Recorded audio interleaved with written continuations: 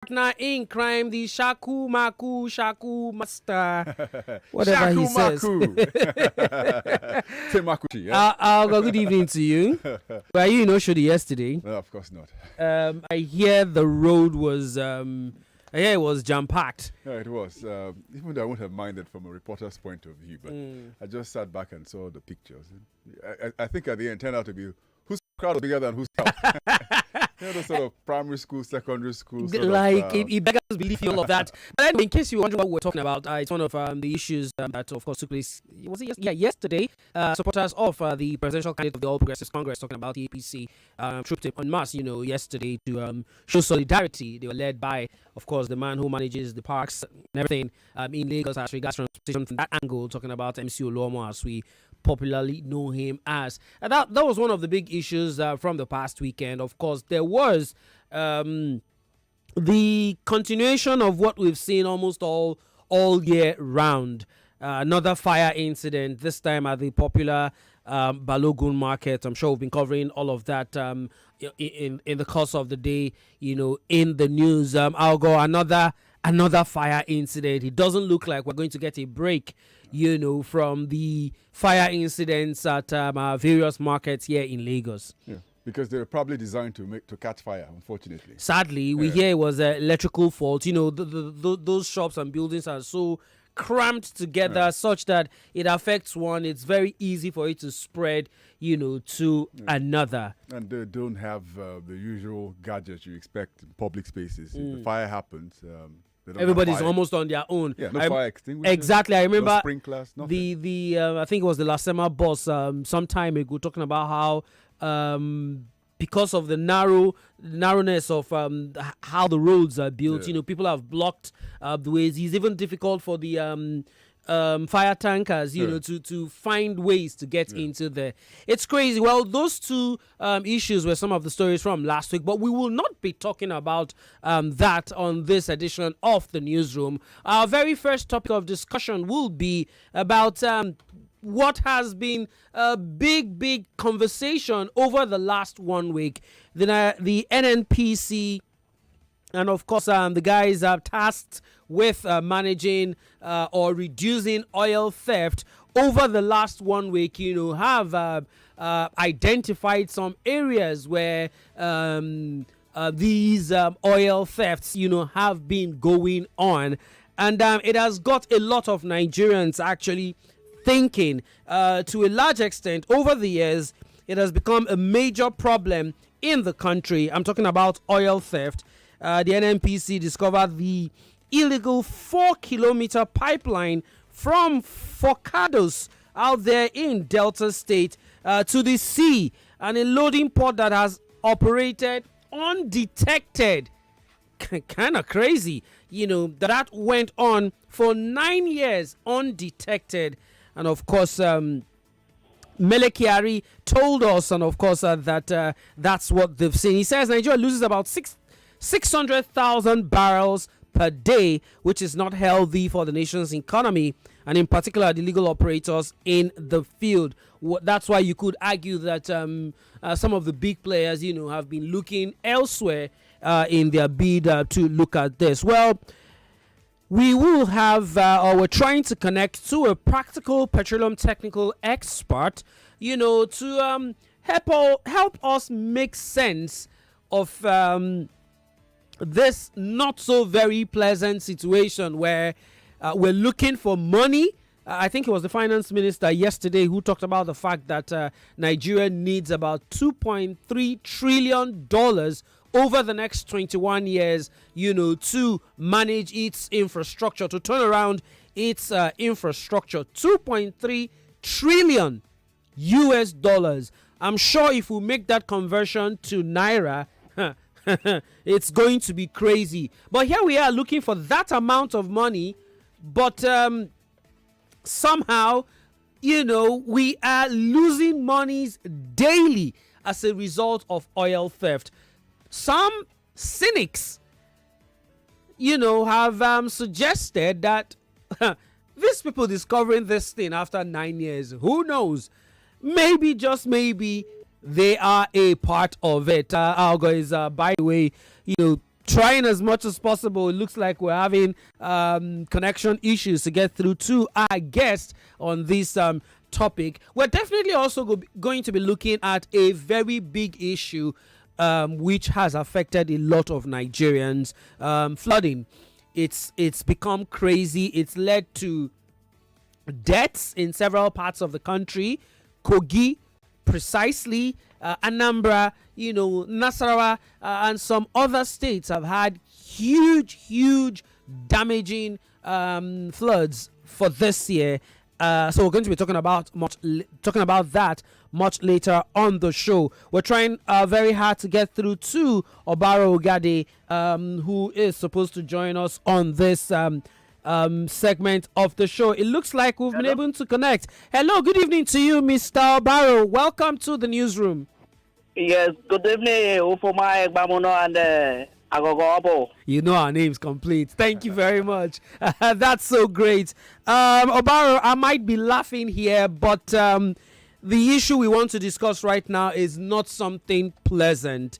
Let me ask you, first of all, what was your initial reaction when this news broke last week about the operating sites where we've been losing crude for the better part of the last 9 years? What was your initial reaction? I wasn't surprised because I have been saying it since. And for those who have been listening to me, I'll be saying it on different media to tell Nigerians that the rate at which crude oil is being stolen is not actually from the pipeline.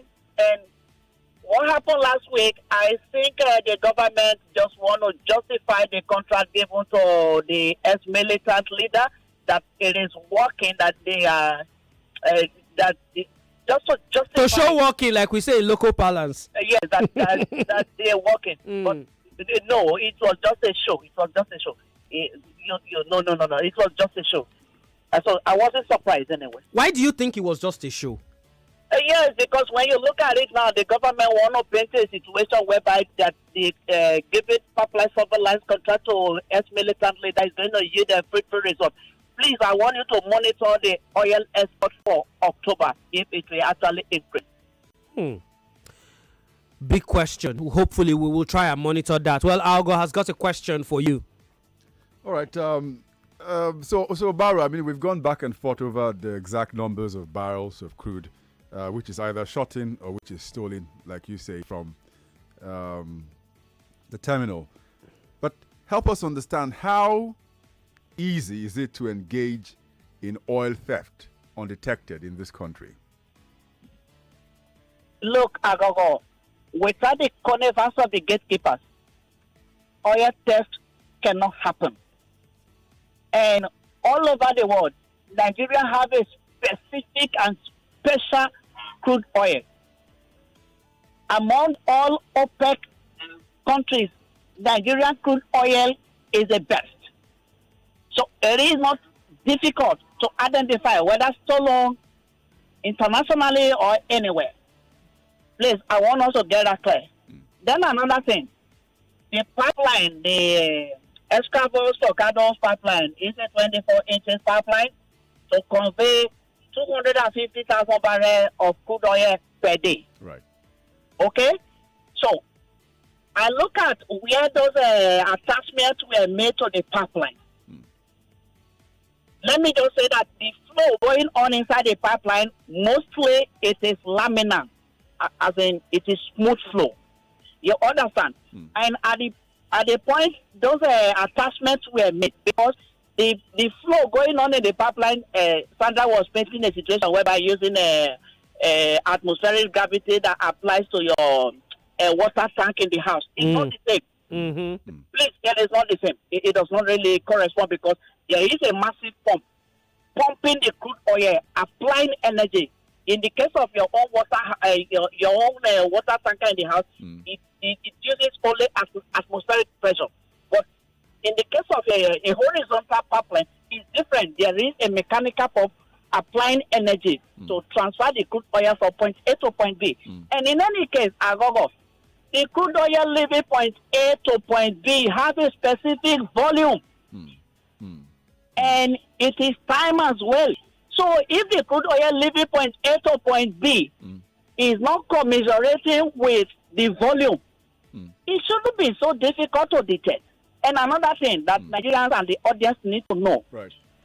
For example, Shell has the largest pipelines, 6,000 kilometers across the Niger Delta. Shell as a company has their own police. In case you might not know. Right. Shell as a company has their own prisons. They are in Oghogho, in Warri, Delta State. You understand? Pipeline surveillance and security is a key factor in oil and gas exploration and production. And another thing that people should also know as well, I heard some people saying that when you just hear a petroleum engineer, please, if you've not been a practical petroleum engineer, you might not know, even if you are a practical petroleum engineer, you might not know a whole lot of things. For example, some people were saying, the strength of the material to be used to construct the pipeline that will convey 4 kilometers into we see port. Do you understand? You don't need a petroleum engineer to calculate the strength of joints in this scenario, in the case of criminal. But Oboh, you haven't answered the question. You just painted scenarios for us here. Help us answer the question. If you do the math, we're not doing more than 1 million barrels per day, 800,000. Say, watch out and see whether there will be an increase in the production quota for next month. Help us answer the question. If all of your scenario you've painted doesn't suggest that the oil is being taken from the pipes that are attached to it or through theft, where is it taken from then, and how is it that we don't know where it is? Aghogho, the NNPC board says that Nigeria is losing about 600,000 barrels per day. Good. The crude pipeline we are talking about conveys 250,000 barrels per day. Good. Please, if you quickly subtract 250,000 barrels per day from 600,000 barrels per day, how much are you left with? You have 350,000. You have 350,000. And by statistics and record of data coming from the producing wells in Nigeria today, Nigeria produces well over 3 million barrels of crude oil per day. And I have said it, time with that number, that the crude is being stored at the metering point.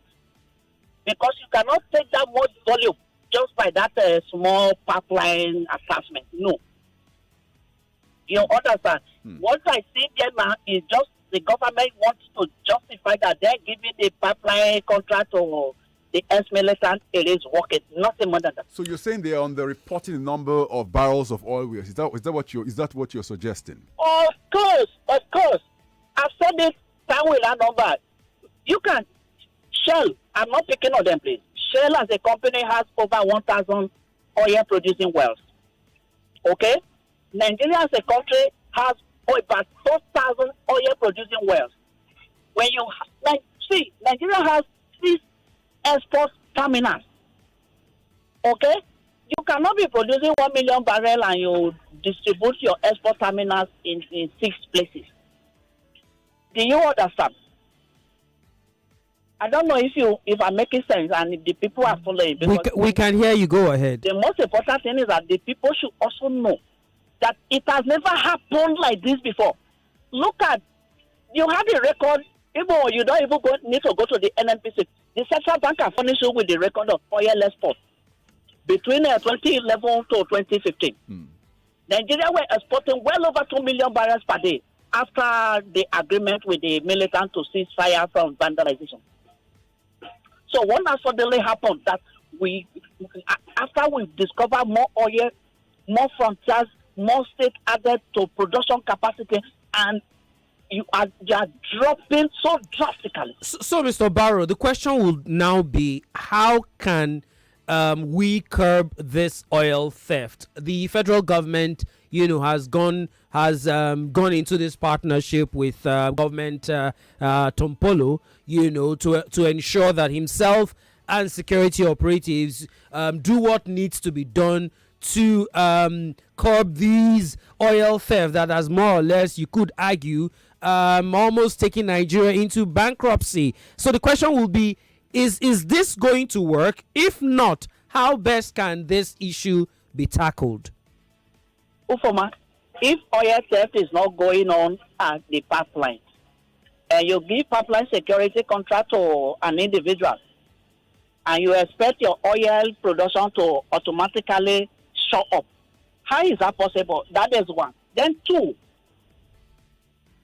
if you say I should tell you how are we going to curb this, for your information, the Nigerian security forces guarding the oil facilities and installation, the Nigerian Army, the Nigerian Navy, and the Nigerian Air Force, and the Nigerian Civil Defense. All of them. I don't know if I am making sense. They're guarding these facilities, and these people who handles guns and other ammunitions cannot guarantee. Before they came, before the entire Niger Delta was militarized, you were pumping well over 2 million barrels per day. Now you militarize and you pumping less than 1 million barrels. Where else you have to look? Where? The gatekeepers are responsible. Well, those insinuations have been made. Those allegations have been made. At the moment, we do not have. I just came from a reverse valve in the Delta State, please. You understand? You just came from where? A reverse valve in Delta State. Okay, where exactly in Delta? I just came from Focados. Okay. You as a professional with your ID card and everything, you cannot go into the oil installation without clearance from these Nigerian security people. I am telling you. So, in essence, you are alleging, like some others have actually done, that Nigerian security operatives actually have a hand in all of these issues. I am painting a graphic picture for you that, for example, before you militarize this place, you were pumping X volume. Now you brought in people to secure and keep this volume even more. Then you are pumping less than half of what you were pumping before. So again, as a technical person, I'm asking you, as we're trying to wrap up this conversation, do you honestly think, giving this contract to Tompolo can help us solve the issue of oil theft? If not, how best can we go about it? I've just told you. Oil theft is not going on in the pipeline at that volume. Because when you bought a pipeline, how much of this oil can you actually take? Okay. Let's be honest here. So if the oil theft is not going on in the pipeline, how do you expect you give that contract to somebody that is going to stop it? What about the shorting in production, Obaru? Is it happening? The oil majors have refused to pump because of security concerns. Which of the oil majors, please? When there is a shortage in production, don't forget that these oil majors sign contracts. They declare a force majeure. Good. Why I'm asking this is because the government came out and said between 700,000 barrels, 800,000 barrels of oil was being lost. So they were doing 1 million. They then clarified, their position later on, saying it was half of that number which was shorting, which was between 350,000 to 400,000. Aghogho, there is something I want you to know. Tell me one field that is shorting today. That is one. Then two, your oil that you are exporting is not produced that day. Oh. Please, note this. The oil is not produced that day. In fact, you must have guarantee for a 30-day supply. Because if you produce oil same day, you will not get that. You will meet up your contractual obligations. I don't know if I am making myself clear here. All right. So that people should know. Do you understand? It's on the volume you have in storage. You cannot just pump crude oil from.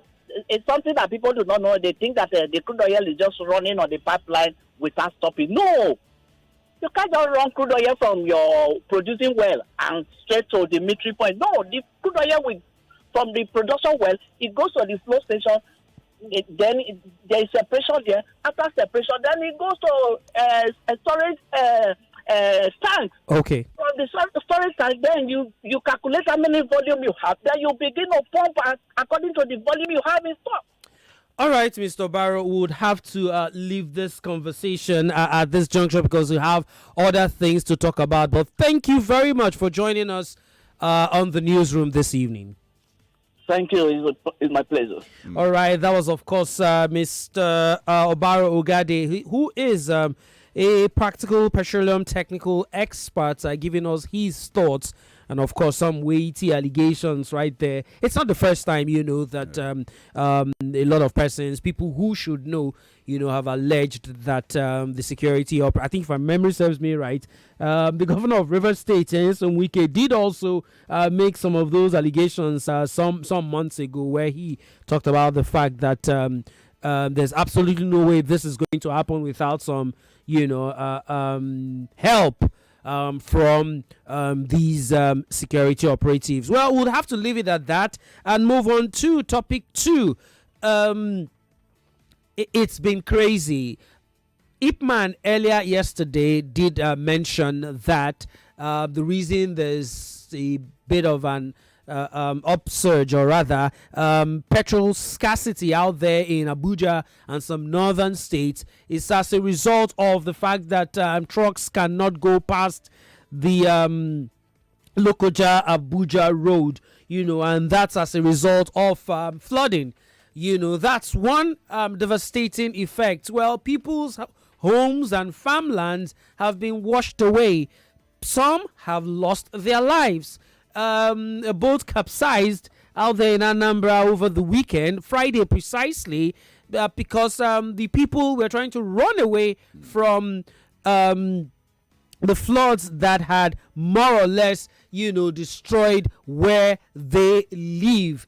And it's become a recurrent decimal over the years, such that at this time of the year, people lose their lives, people lose their homes. I remember back 4 years ago, this time 4 years ago in 2018, while I was, working in our sister station, Wazobia FM in Onitsha, I went to one of the communities where, year in, year out, these floods find ways to ravage the people. And it was not a good sight, I have to say. Well, 4 years after, it feels like we will continue to talk about that same particular conversation. And we will be having our correspondent joining us all the way from Onitsha. Yinka Owolabi will be joining us. Is he online right now? Hello, Yinka. Okay, it looks like we've not been able to actually connect that. But while we are trying, to connect to our correspondent who was at the presser yesterday in Anambra, where, of course, these flooding has more or less, caused lots of havoc. While we're waiting to actually do that, let's let you know that it's not been a great for a lot of Nigerians living in Lagos, in Anambra, in Kogi, Delta, Bayelsa, Benue, Nasarawa, and a few other states. For us here in Lagos, those who live on the Ogun riverbank have been asked to prepare for high density flooding occasioned by the heavy rainfall and the release of water. Yes, right now we have our correspondent Yinka Owolabi joining us all the way from Onitsha. A very good evening to you, Yinka. Welcome to the newsroom right here on Nigeria Info. Good evening to you, Mr. Ufuoma. How are you doing? I'm fine.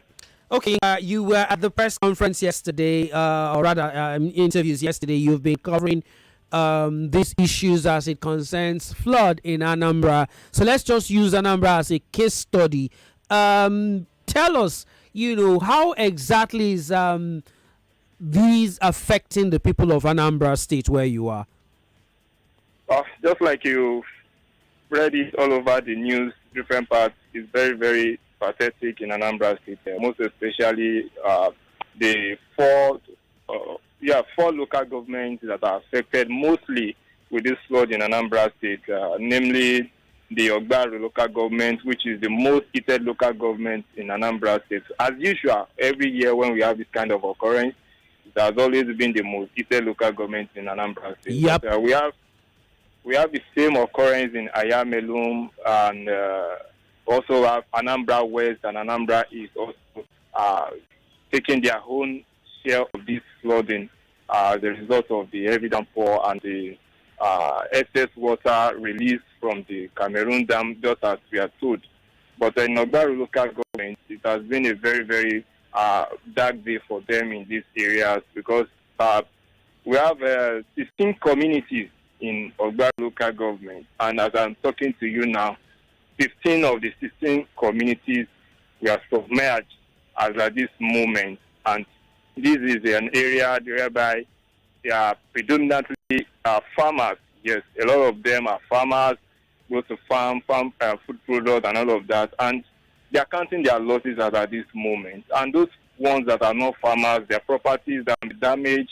People, just like yesterday, I went to another community in Ogbaru local government, see people crying, carrying their properties, trying to find a higher ground to put some of these things.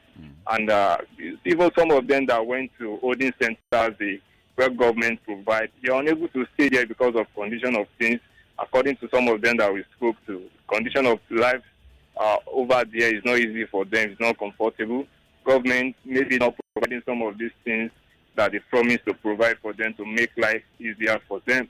But as I'm talking to you now, a lot of houses have been submerged in Ogbaru local government, mostly, and some of them were trapped in their house, not able to come out.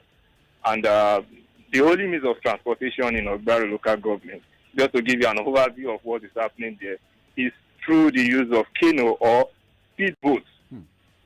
Because all the roads have been cut off, or some of them have been flooded. There is no means to come out using your leg or using your car to move around the community. I cannot imagine, what they are going through. It's crazy. To mention, I saw a headline this morning, after hell is Lokoja, to talk about how people were being faced by floods which has wrecked their communities. You say that the government has provided something for the people affected, but from your description, it hasn't been enough. Has the government said that the Anambra state government recognized this shortage and said we are going to have to ramp up our efforts very quickly? What's been their response to this lack of adequate support? Sorry, I couldn't hear the last part you mentioned, but I hear you talking about government efforts, right? Yes, so I said that it's obvious from what you say that the government hasn't been able to meet up with the demand from the people. So what have they said in response to ramping up their efforts very quickly to get to everyone in the affected communities? Yeah, the government has continued to give their promising words to the people. Okay, we are going to do this, we are going to do that. Every day by day, we see government officials going to these affected areas, most especially some of them that are from these communities, to give a word of encouragement to these people, and they will say, yes, we are going to do this, we are going to do that. But from what people are telling us, that most of these things, we are just words of like consolations to them, and just to make the media to have an understanding that government is doing something. But in the real sense, according to them, that they have not been able to get some of this necessary support that they needed from government. And of course, one of the wage woman that I spoke to yesterday, according to her building, you can imagine a landlord she's now a tenant. Building collapsed as a result of this heavy downpour, and she was complaining that when they have this kind of situation in 2012. I think that was when Governor Peter Obi was the governor of the state at that time. The government really rallied for them, give them a lot of support, and give them some relief materials and all of that. Provide security for them, provide doctors for them that's taking care of them, so that to look into their health condition. But as at this moment, they are alleging that this current government have not been able to do something that they can even see that, it's trying to look into their condition and something situation of that. But we hope to see if government will turn up to do as needful, just like they have promised to the people. Okay. Because All right, Yinka, you've just given a clear picture, of one of the persons you spoke to, as if you were reading my mind, because that was the next question, I was about to ask you. Could you tell us more about the, personal experiences from the people you spoke to in the course of the last few days? Yeah, from the personal experience of those people, they have lost a lot of things worth millions of naira, and they are begging for help and all of that. So that's the least they can do for now. They are begging for help. Some of them have lost their means of livelihood. Just like I've said earlier in my establishment, that most of these people are farmers, and their farmland has been submerged. And as a matter of fact, they are not able to harvest their crop because it's not time for them to harvest. And some of these things have lose totally everything they have invested in this farming and everything. They don't have any means of livelihood again. Maybe with another season, if they can survive it and go back to farm, something like that. But most of them that are farmers, they have lost all their crops to this flooding. And some of them that are into fishery also, they've lost a lot of money into this business. And those of them that are doing trading and some of such, it is people that is getting other means of livelihood that will buy from them.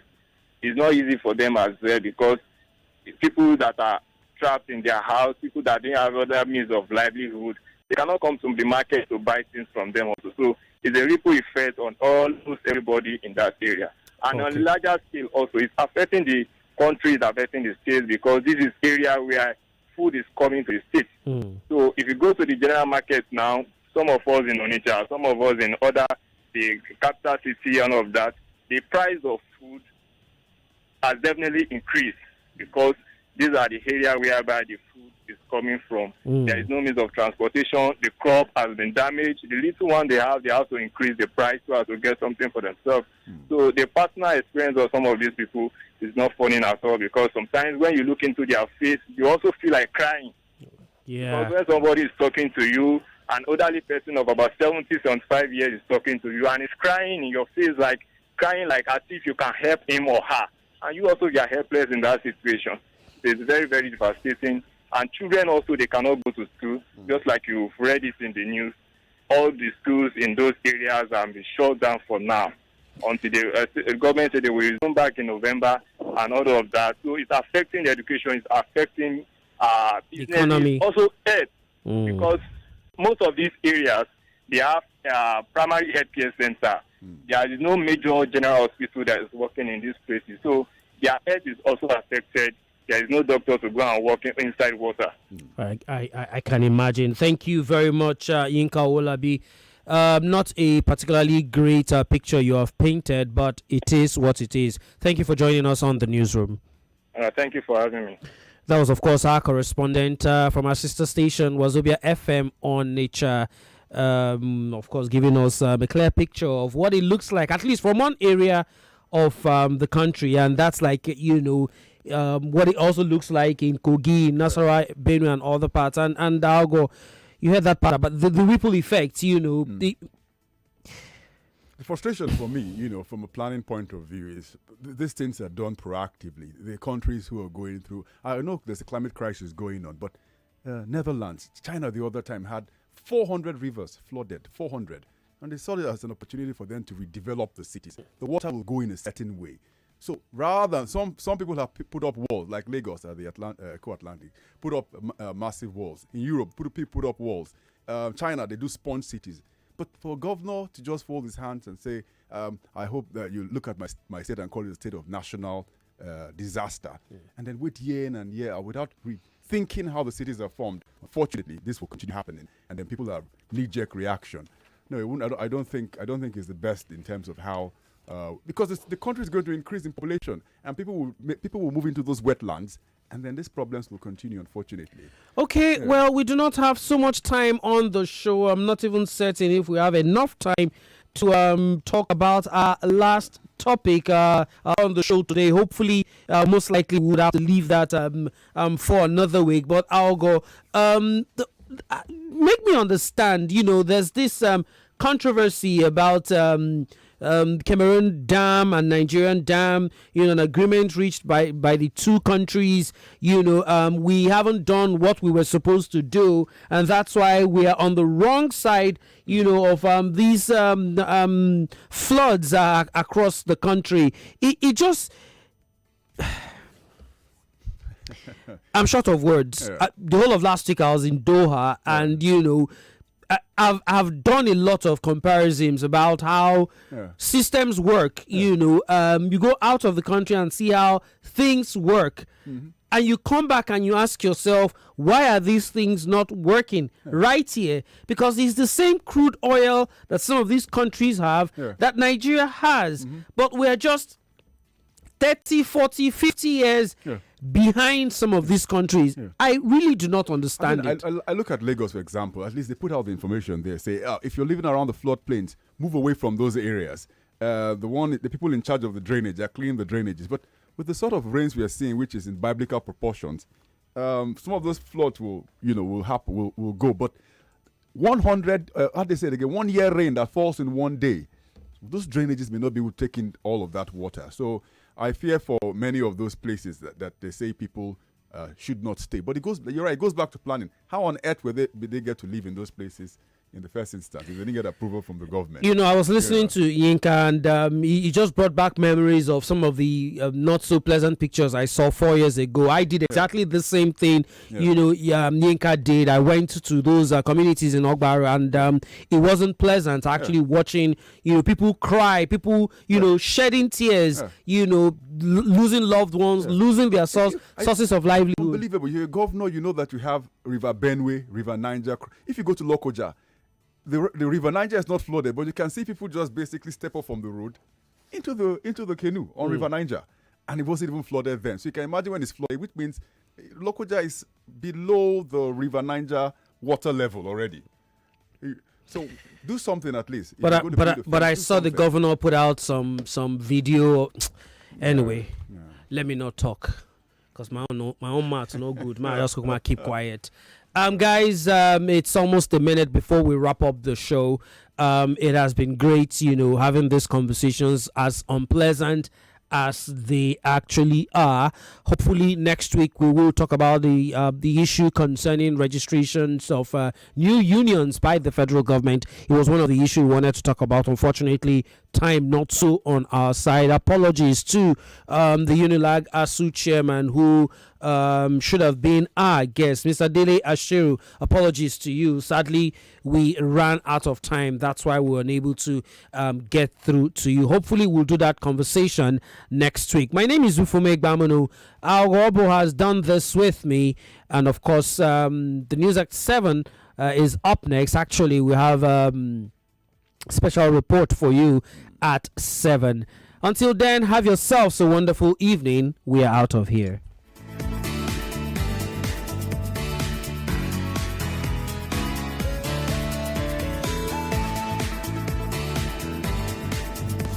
Listening to your number one station for talk. 99.3 Nigeria Info. 99.3 Nigeria Info. Let's talk.